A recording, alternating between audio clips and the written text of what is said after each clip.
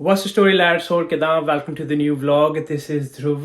भाई मौसम again is very cold outside, but ये धूप पे मत जाइएगा यार. धूप तो बस शीशे में अच्छी लगती है भाई, वैसा ही नहीं. ठंड बहुत है इस टाइम.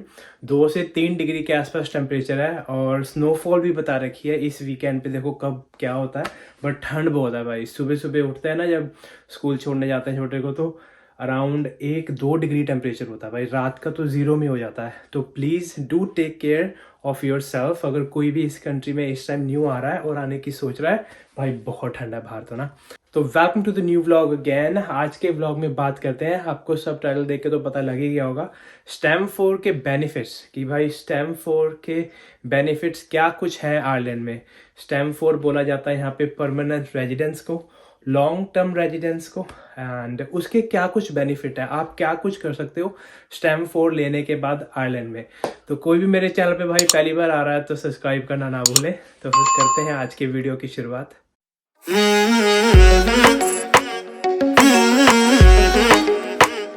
तो भाई वर्ल्ड की हर एक कंट्री में परमानेंट रेजिडेंसी बोला जाता है, पीआरई बोला जाता है, बट आयरलैंड में इसको बोलते हैं स्टेम 4.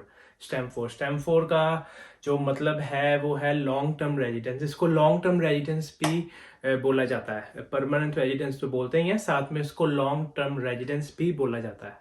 और स्टेम 4 के क्या कुछ बेनिफिट्स हैं, आज के व्लॉग में इसी के बारे में थोड़ी डिटेल में बात करते हैं कि आप क्या कुछ कर सकते हो स्टेम 4 लेके आयरलैंड में. तो भाई आयरलैंड में स्टेम 4 उसको दी जाती है कि जो बंदा क्रिटिकल स्किल वीज़ा पे आ रहा है अपनी कंट्री से, उसको 2 साल के बाद वो स्टेम 4 ले सकता है. ठीक है, उसके बाद अगर किसी ने आयरिश सिटीजन से शादी करी है, किसी ने यूरोपियन सिटीजन से शादी करी है, अगर किसी ने यूरोपियन सिटीजन से शादी करी है तो उसको मिलेगी स्टेम 4 EU फैम मिलेगी. अगर किसने आयरिश सिटीजन से शादी करी है उसको नॉर्मल स्टेम 4 मिलेगी.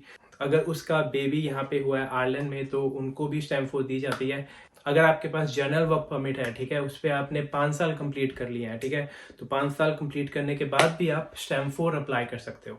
तो भाई स्टेम 4 का मतलब है कि आपको परमानेंट रेजिडेंस दे दी गई है, आपको लॉन्ग टर्म रेजिडेंस दे दी गई है कि आप उसमें कुछ भी कर सकते हो, अपना बिजनेस भी कर सकते हो यहाँ पे. ठीक है, you work as a self employed. आप किसी भी बिजनेस में एंटर हो सकते हो without getting permission from the department. Stamp 4 के यार काफ़ी बेनिफिट्स हैं. तो जो मेन बेनिफिट्स हैं वो हो गए कि आप घर ले सकते हो, मॉर्गेज ले सकते हो. मीन्स कई के बैंक्स की रिक्वायरमेंट होती है कि उनको स्टेम 4 वाला ही चाहिए होता है. चाहे अगर आपकी ड्यूल एप्लीकेशन है, जॉइंट एप्लीकेशन है, मीन्स ना हस्बैंड और वाइफ की, अगर एक के पास स्टेम 4 है तो उसको बैंक लुक आफ्टर करती है, उसको मॉर्गेज दे देती है. अगर किसी के पास स्टेम 4 नहीं है तो कोई बैंक्स ये है कि स्टेम 4 वालों, मतलब एक जने के पास ही स्टेम 4 होनी चाहिए तभी वो मॉर्गेज के लिए अप्लाई कर सकता है. Doesn't apply to all the banks, but some banks are looking for permanent residence कि उसके पास परमानेंट रेजिडेंस है आयरलैंड में, वो कितने साल से आयरलैंड में रह रहा है. और एक और बेनिफिट है कि आप उसमें सेल्फ एम्प्लॉयड बन सकते हो. मीन्स अपना कोई भी बिजनेस वगैरह शुरू कर सकते हो. डिपार्टमेंट से आपको ऑथराइजेशन लेने की, परमिशन लेने की कोई ज़रूरत नहीं है अगर आपके पास स्टेम 4 है. और आप आयरलैंड में टैक्सी भी चला सकते हो. आप टैक्सी का लाइसेंस पास करके उसको अप्लाई कर सकते हो, तो आपको आराम से टैक्सी का लाइसेंस दे देंगे. क्योंकि जो टैक्सी में मेन रिक्वायरमेंट है वो है स्टेम 4 की, परमानेंट रेजिडेंस की, कि उस बंदे के पास पीआर स्टेम 4 होनी चाहिए अगर उसको टैक्सी का लाइसेंस लेना है आयरलैंड में. और इसका और बेनिफिट है कि आपको एक्सेस मिल जाता है स्टेम 4 के बाद गवर्नमेंट फंड्स का, गवर्नमेंट सर्विस का इन आयरलैंड. तो भाई स्टेम 4 लेने के बाद थोड़ा सा आपको फ्रीडम मिल जाती है, थोड़ा सा वो जो माइंड में थोड़ा सा स्ट्रेस होता है हल्का सा कम हो जाता है कि आप कहीं भी काम कर सकते हो. ठीक है, आपको किसी भी परमिशन की जरूरत नहीं है, अपना बिजनेस सेटअप कर सकते हो जो अगर आपने कुछ सोचा हुआ है आयरलैंड में करने के लिए.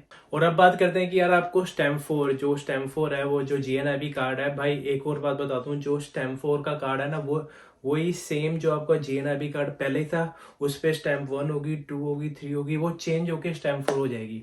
स्टेम 4 का लॉन्ग टर्म रेजिडेंस का, परमानेंट रेजिडेंस का कोई और कार्ड नहीं है भाई, वही आपका GNIB वाला कार्ड है. उस पर खाली जो स्टेम का जो है ना वहाँ पे वो स्टेम 4 हो जाएगी. और अब बात करते हैं कि कितने साल तक आप स्टेम 4 ले सकते हो, मतलब डिफरेंट कैटेगरीज में, डिफरेंट वीज़ा स्टेटस में आपको कितने टाइम तक की स्टेम 4 मिल सकती है. अगर देखो कोई क्रिटिकल स्किल में आ रहा है, क्रिटिकल स्किल के बाद वो 2 साल के बाद अप्लाई कर सकता है, उसको 1-1 साल की मिलेगी, कभी कभी 2-2 साल की, नॉर्मली 1-1 साल की देते हैं. ठीक है, जिसने 5 साल कंप्लीट कर लिए हैं जर्नल वर्क परमिट पे, उसको सीधा 5 साल की इशू हो जाएगी स्टेम 4. ठीक है। उसके बाद आप अपना नेचुरलाइजेशन का जो आयरिश सिटीजनशिप है वो भी अप्लाई कर सकते हो, ठीक है। और बच्चों के बेसिस पे जहाँ तक मुझे पता है किसी का बच्चा आयरलैंड में हुआ है और दोनों नॉन EU पासपोर्ट है, ठीक है, तो दोनों को आई थिंक 2-2 साल की स्टैम्प फॉर दे देते हैं आपके बच्चे के बेस पे, अगर आपका बच्चा आयरलैंड में हुआ है तो।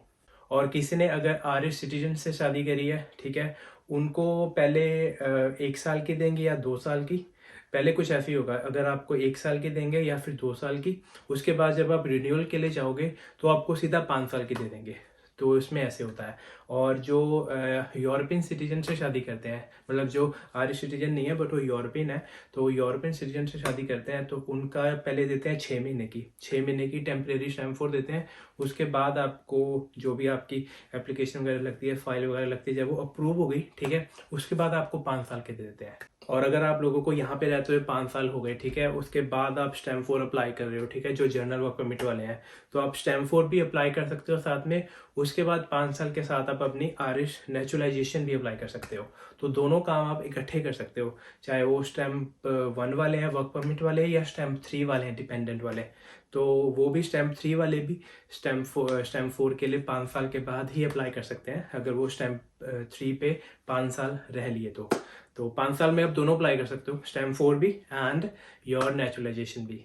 तो ये थी भाई लोग आज की छोटी सी वीडियो अबाउट स्टैम्प 4 कि स्टैम्प 4 के क्या कुछ बेनिफिट्स हैं, आयरलैंड में क्या कुछ आप उससे कर सकते हो आयरलैंड में रहते हुए। एंड आई होप आपको आज की वीडियो बढ़िया लगी होगी। कुछ भी पूछना है तो मुझे मेरे इंस्टा पे कमेंट करिए। किसी ने नहीं फॉलो कर रखा तो प्लीज़ फॉलो माई इंस्टाग्राम, वहाँ पे रेगुलर अपडेट्स वगैरह डालता रहता हूँ। एंड यूट्यूब पे मुझे कमेंट कर सकते हैं, I reply as soon as possible. तो हम मिलते हैं जल्दी एक न्यू वीडियो के साथ, एक न्यू ब्लॉग के साथ। टिल देन टेक केयर, चाओ।